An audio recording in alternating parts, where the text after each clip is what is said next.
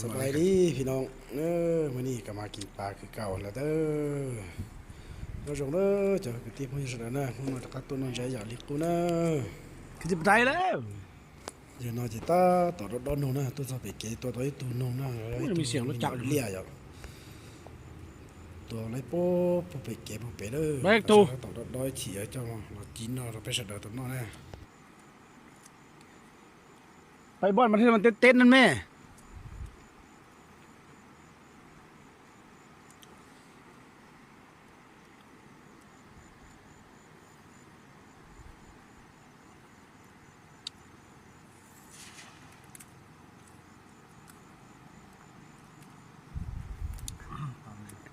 บ้านปานนี้บ่ได้ตู้ปลา Ja, staan die stad die nou een jaar toen. Die dat die zat en zo zit.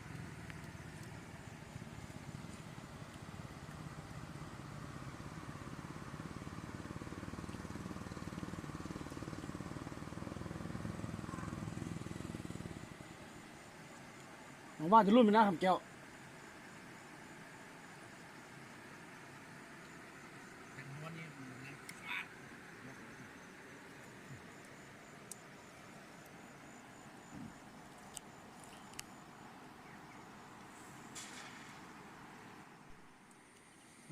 จนเนี่ยจะสิเด้อหมอตะกัดตัวน้องใจเด้อ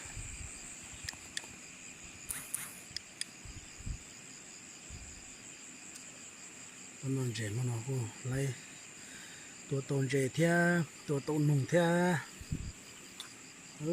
จะนอนจนใจมันเอาตัวอีหมออะไรจะนอนเนี่ยตอนใจเต้ากับปูเต้าจีหรือตอนใจตัวกูเต้าใจเลียตาเต้าจนเหมือนใจเลียตือที่สีเนาะมันนอนเนี่ย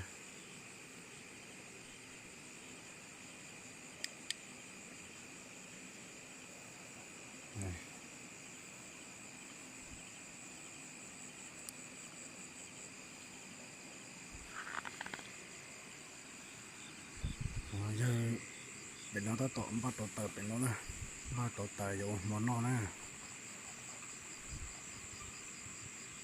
nhận không à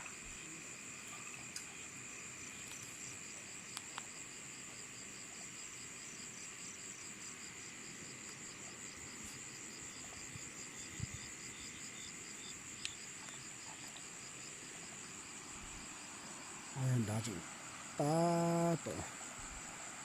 mình đầu chạy tốt sơn đá nữa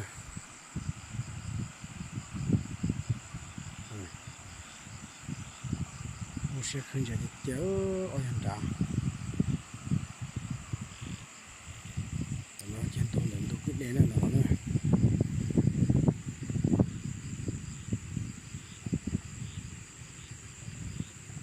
tàu là tàu nông tàu chạy tí gì tàu ya tàu chạy tàu cũ nó lọt cử nữa tàu cá tí gì nữa con nó này tàu cá tàu chạy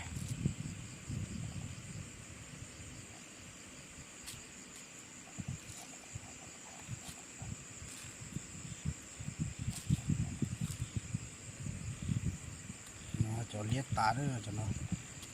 ใส่ตะลุยคอเนี่ยมาอย่างจะมาจีจะไปเสด็จนอนเลยจะไปตีเลย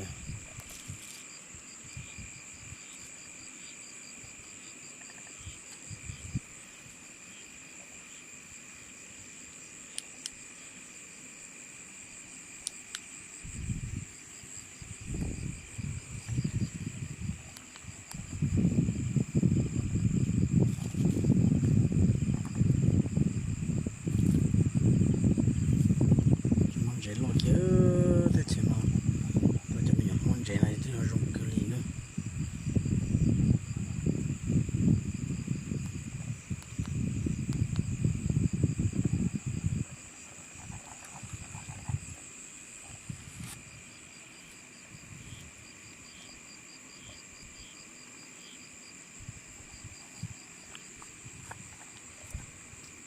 อ้ตัวถูกปัดแตกเนาะใช่ตัวถูกเหนือปัดแตก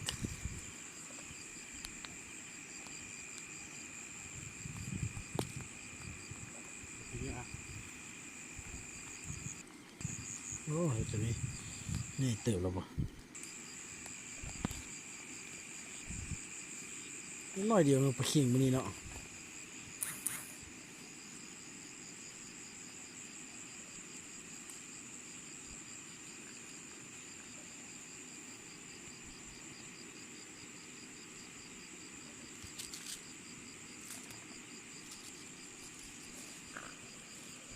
ไปใส่เมื่อกี้ไหม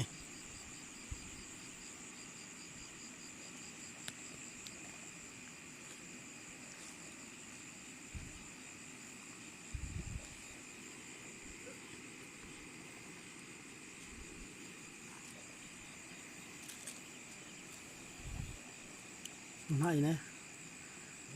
รูปปะตากันนะ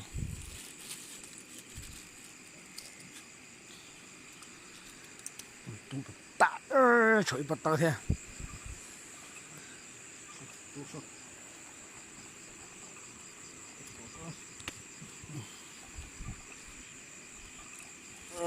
อย่าช่วยปะตามาเถอะ ก็รอห่อ对了，我到左行啊，ก็มั่วห่อ哦，有什么不打蛮多，那蛮挖树啊，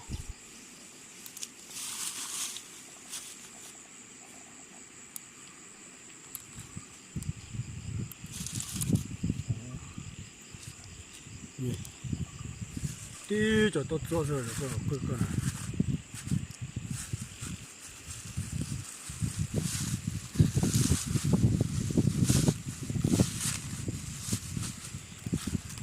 哦，ข้อนี้ก็ไม่ธรรมดาเลย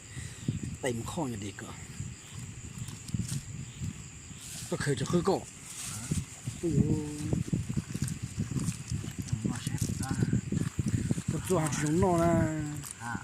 ตัวตัวหักเลยชิลงหักกลัวแล้ว แล้วก็เจ้าหน้าห่อ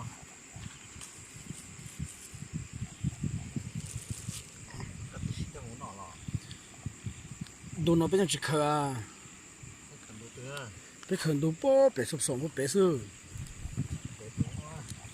เป็ดจงลิจงล็อกตื้อซื้อ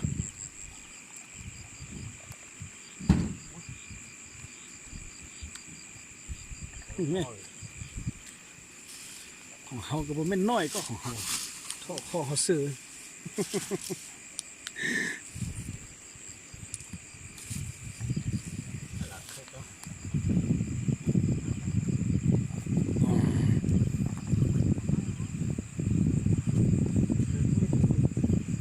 มีถ้วยสิบ่ แล้วถ้ามา บ่นะบ่ได้เอามานะ ไว้ที่เหมือนกัน ถุงยางนี่แหละ พัน ถุงยางมาให้กินดินี่เอามาเลือกตัวมึงกินก้อยนี่แม่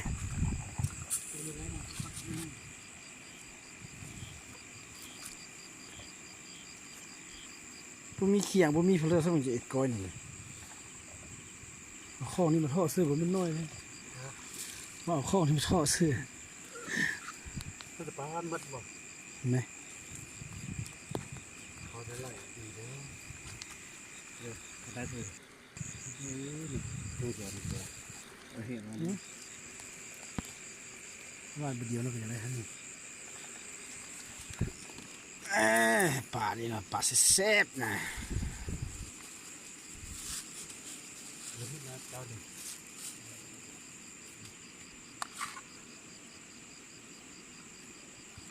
ตัดหุ่นยางมาอีกตัดหุ่นยางมาอีก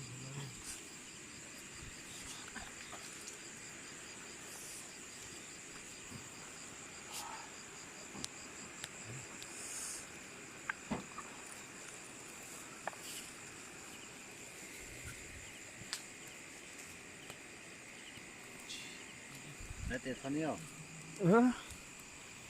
เก็บตัวจีนแกงนะตัวบ่าตัวนี้ท่านเอาไปล้างเลยท่านไปสั่งอีกก้อย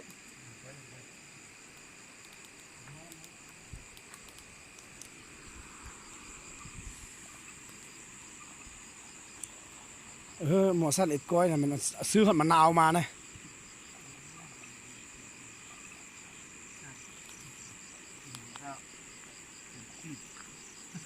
ไว้ระดับต้นไม้เชื่อผมไม่กิน ขี้มาเอาเสื้อข้างๆนี่เอาเสื้อข้างๆบนเอาไปเสื้อแกงนะมันจะค่อยขมๆนึงกัน บอกทีเลย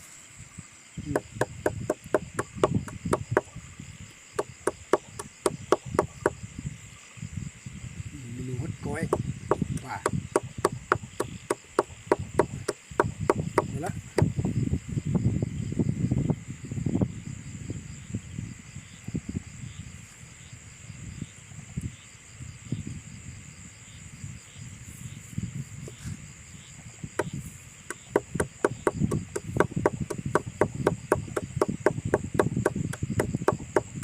ก้อยปักขิงเด้อนี่เด้อพี่น้องเอ้ยมีเย็ดฟักมันขาดเลยกัน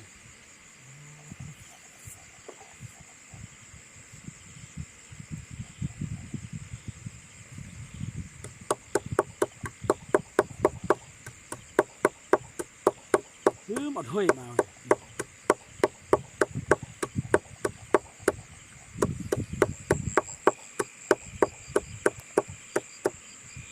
สมัยนี้คุณยาวให้ดูอันนี้ฟักอันนี้มีจะข้ามมะนาวกันนะ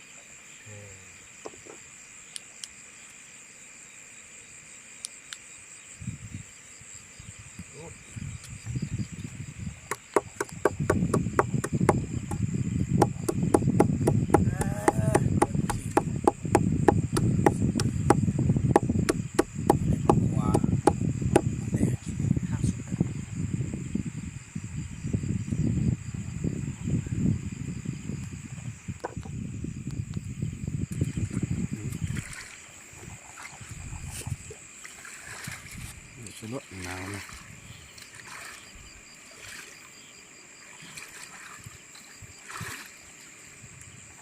สิดีๆนี่มันมาเลย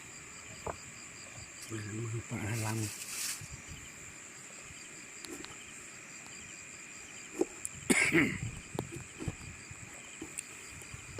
มันกินอยู่ในเมืองเนาะ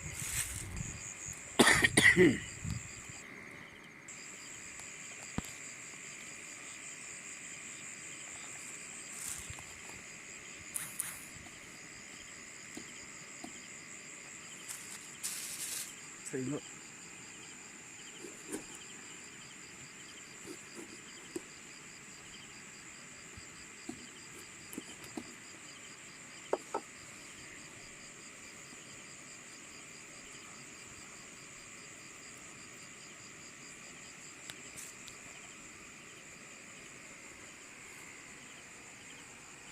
พอแล้วนะ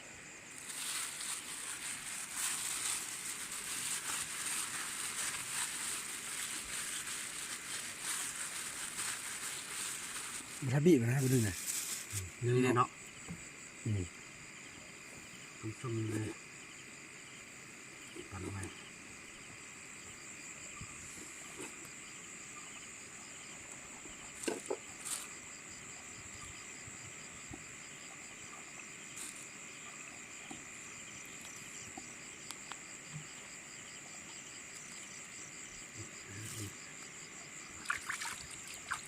ใส่แล้วพี่สิ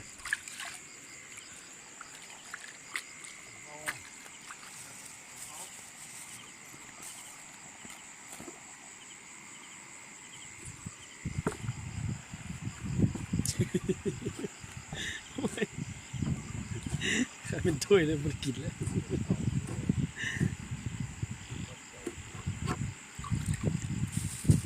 ใส่ลายแบบมีหอมลาบเลยกี่เด็ก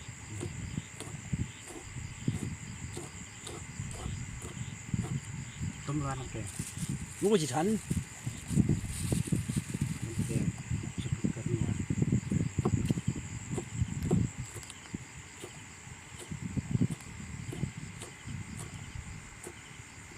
ใช่ใช่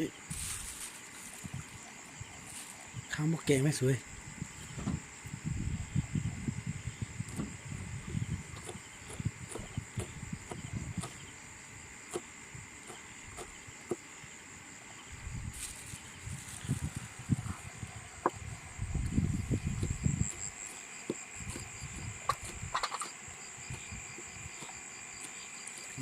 จะเอาไม่แกงไปข้างสุด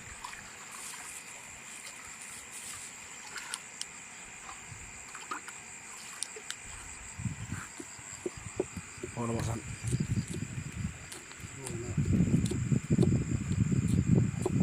เอาละลูกคนนั้นจะจับเอาอีก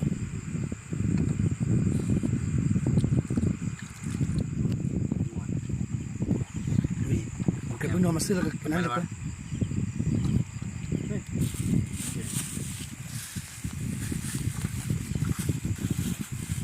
ก็เลยเมา ปานใช่เลย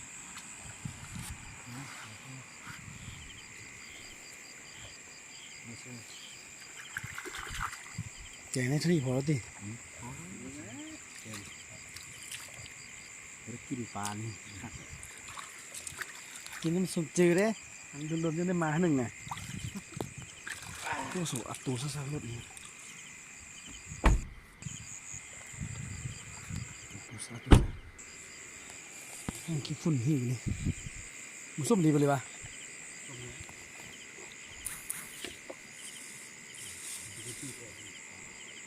มึงจะบี้บ่อีก ต้มแห้ง มันส้มหิตี ต้มแห้งถ้าน้ำเกลือเป็นหวานก็ใครเล่น มันปิงนกมืออีกอย่างนี้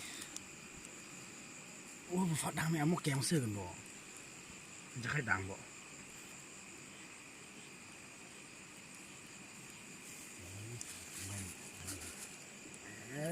ปิงนกใส่ใส่ครับสู้ไหนนี่ไปปรุงได้มึงไหม ถ้าน้ำแกงแบบตัวเติมมันตุ้มเป็นเม็ด เว้ยตีสิบเดียวเลี้ยวเลยเครื่องมุ่นไปเลยบินไปเลย ถึงว่า เจอหรอวะเกือบเพิ่งนอนน่ะเกาหอมเสื้อเลยไหมเผ็ดเสื้อไหม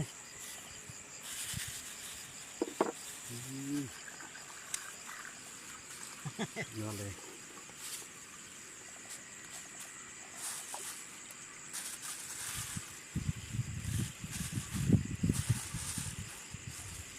เกาเป็นเสื้อแกงฮะ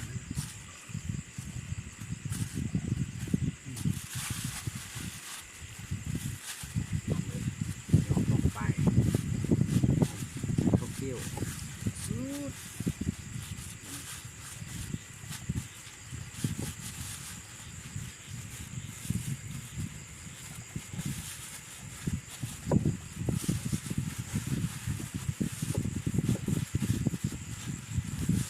หน่วยสีไข่ซอยหน่วยสีไข่สิครับ ลงมาแล้ว เขาขวาเยอะลืมมันเสียบ ไม่เกลือด้วย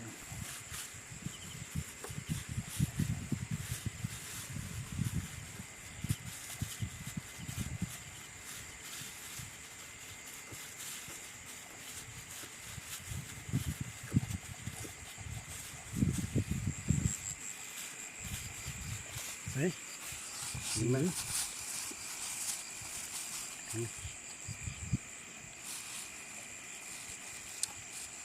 เขาไม่หรอกมีประเดี๋ยวนี่ ครับ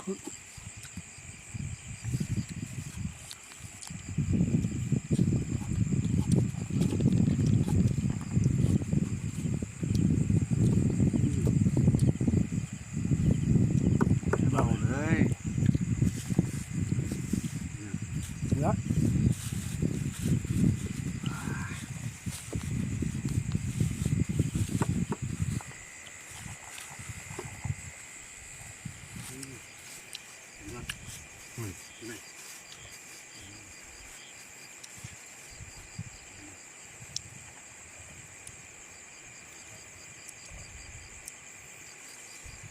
ไม่ทับเข้าเลย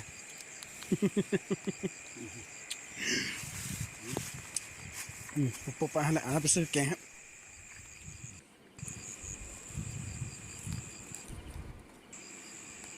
โอ้มันนี่มีเมนูปิ้งเลยเนาะ มีน้ำเพียงเอามาเนี่ย มีแค่กับปิ้งเดียวแล้วครับ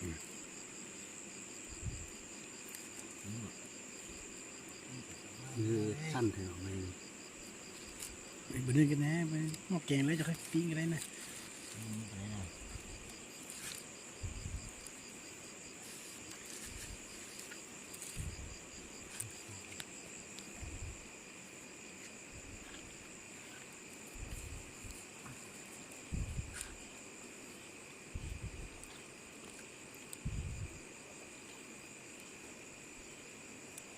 ไม่ได้ มาปิ้งเขาสินะตัวปลาเดี๋ยวมาปิ้งนะอ๋อละปิ้งนะนี่ไปสดตัดไม้มันเอามาปิ้งเอาปลาปิ้งนะตัวป่ะจงปลาขี้งั้นปิ้งดูเฮ้ยค่อยกินค่อยไปนี่เลยก็ได้มาแล้วเนี่ยเที่ยงแล้วนะ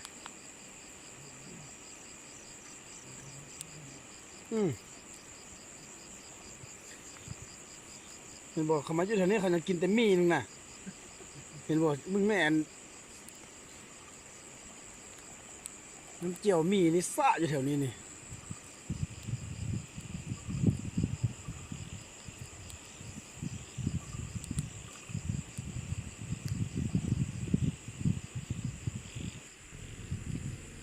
เดี๋ยวนอนติดตาต่อไฟเจนเนี่ย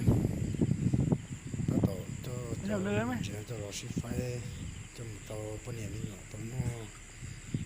ปนเนี่ยมีหน่อจะเลยสาเดียอยู่ตัวชีเดียที่ต่ออยู่ชีบตัวยอดตุนเจมตัวปนเนี่ยมีหน่อต้นนอเนอะขนมเนอะ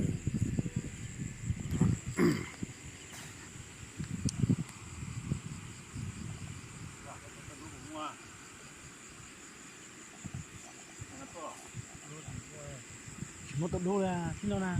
บ้านเตาเลย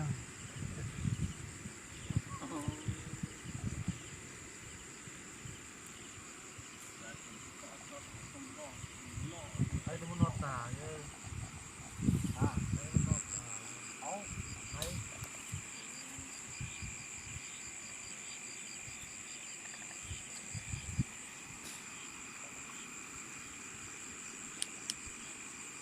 เราก็พังเอาเด้อผมพับเลยเดี๋ยวก็ตั้งต่อมันเทียบปลาจริงเจนเออจะต่อว่าติดเดียว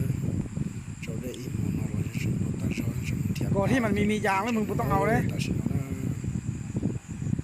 ตอนเล่นคนเนี่ยบอกแล้วนะก็ตั้งโป๊ะตัวสินะ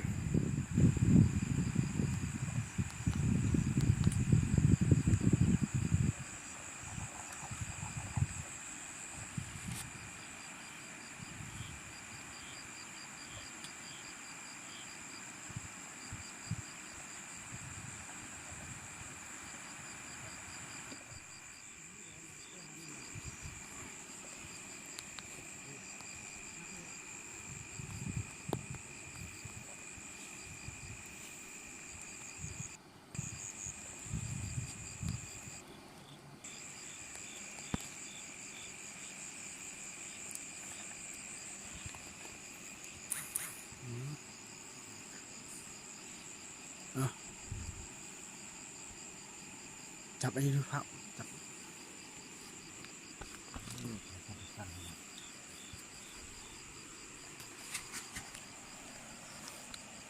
ปิ้งปลามีปิ้งกบมีปิ้งนกจุยโซนขนาดนี้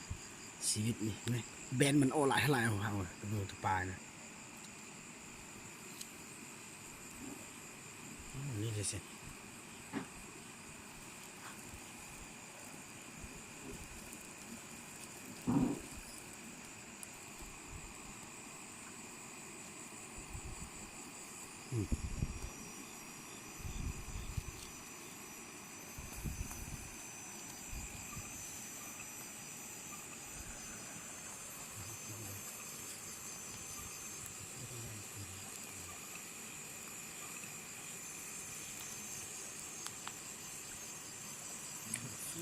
นี่ของเขา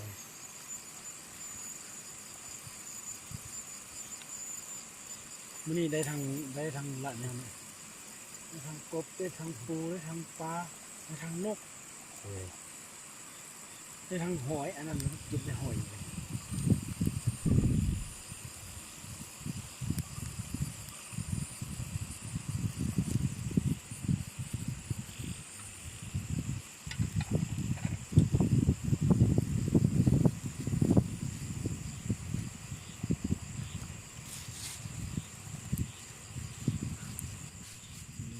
สุด สุดเลย พิมพ์ต้องย้านนะครับเอาวันนี้มานี่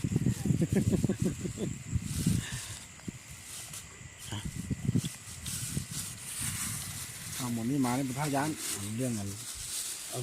เข้าไหนเด็กไปไหนเลย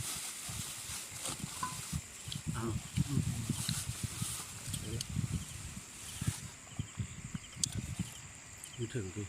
บ้องไหนเลย เนี่ย คอยกู้ฮะนี่ห่างแล้วของสาวของโลก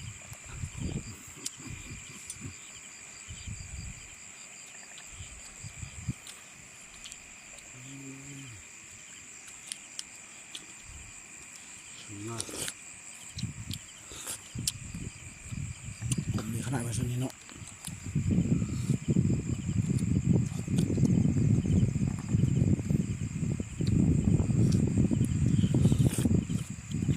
เก็บปิ้งไหม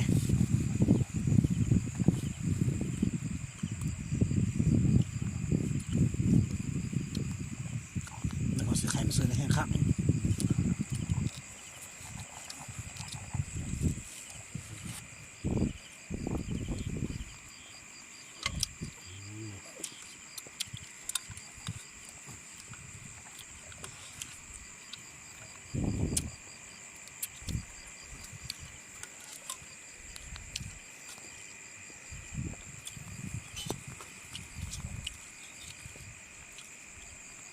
แบบนี้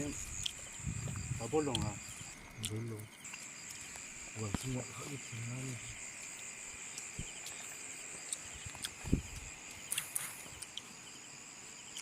บรรยากาศมันนี่กินข้าวคักสุดกินยุทธแฮมน้ำเองแช่น้ำกินเลย กินด้วย มีกล้อยมีปลามีแกงมีนก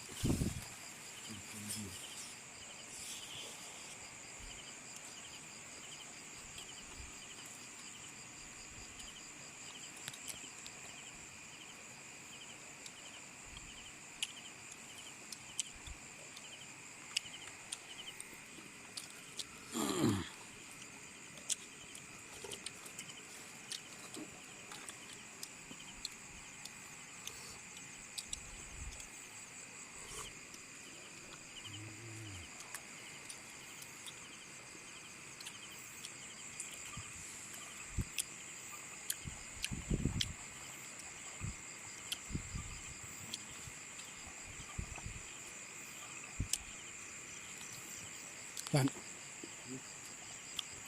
มือหาที่นี่นะแกะแห่ดีๆมาเด้อเมื่อละเอาแห่มาบ้านเรา ในบ้านเป็นเนี่ยเนาะ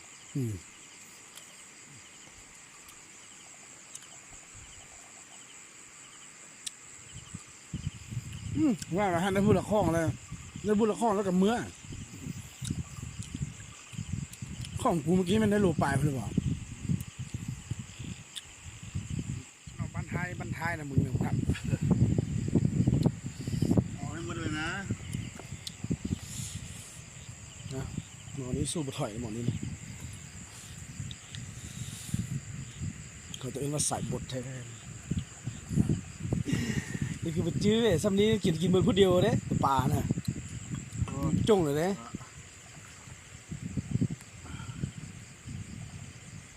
ฟังหน่อแม่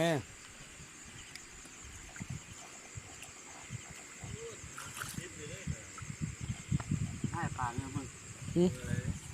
ก็เลย สมบูรณ์เลยน้ำเนี่ยฮะ ใส่ มึงอ่ะ ตัวขั้วนี่ ไป ปลาเลยนี่ ป่า ตัวขั้วอันนี้นะนี่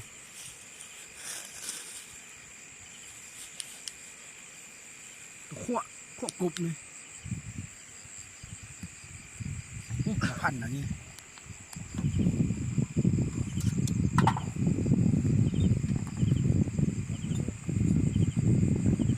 เอามึงก็ยอมรอสัตว์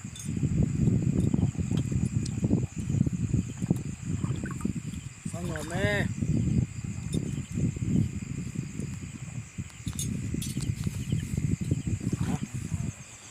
ทำยองละเมียนซะปิดซากแล้วมันนี่นะมันสำนีพอแล้ว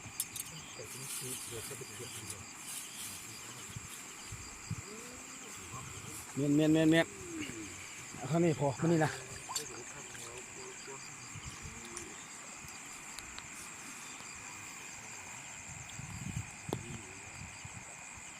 อิ่มคักดีเลยครับ